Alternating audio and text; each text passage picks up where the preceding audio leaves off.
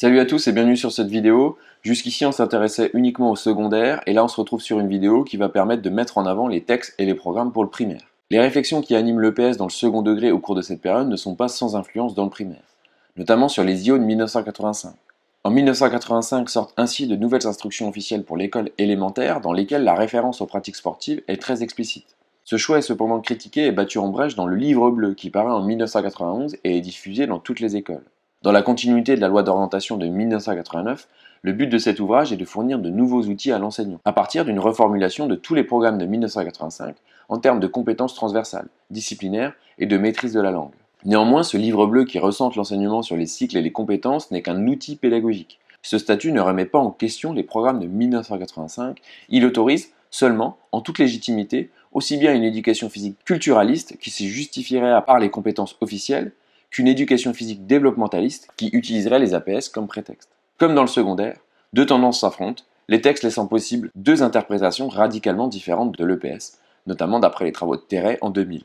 D'autre part, l'arrêté du 22 février 1995 fixe les contenus d'un programme pour l'école primaire, et il indique clairement le choix effectué entre ces deux tendances en utilisant la notion de domaine d'action rejetée par le second degré quelques temps plus tôt. Je vous rappelle que l'arrêté de 1993 a été abrogé en 1995 par le SNEP.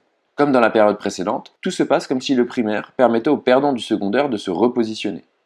Cependant, sur le terrain, l'éducation physique s'inspire encore largement d'une logique APS, et ce, d'autant plus que près de 25% des cours sont assurés par un intervenant extérieur disposant souvent d'un brevet d'état d'éducateur sportif. Si cela peut prêter à confusion entre l'éducation physique et le sport, notons toutefois que l'EPS est par ailleurs de plus en plus enseigné.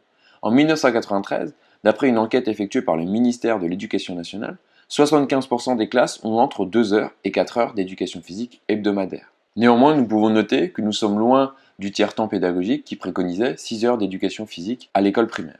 Enfin, sur les programmes de 2002, comme dans le secondaire, sous l'action du SNEP, la notion de domaine d'action est abandonnée avec l'apparition des nouveaux programmes.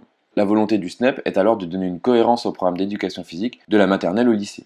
Nous avons donc l'arrêté de 1993 qui met en avant la notion de domaine d'action, qui est abrogé en 1995, qui pourtant retrouve sa place dans le primaire à cette même date, mais qui sera abrogé en 2002. Voilà pour cette vidéo. Si vous avez des questions, comme d'habitude, n'hésitez pas, nous sommes à votre disposition. À bientôt.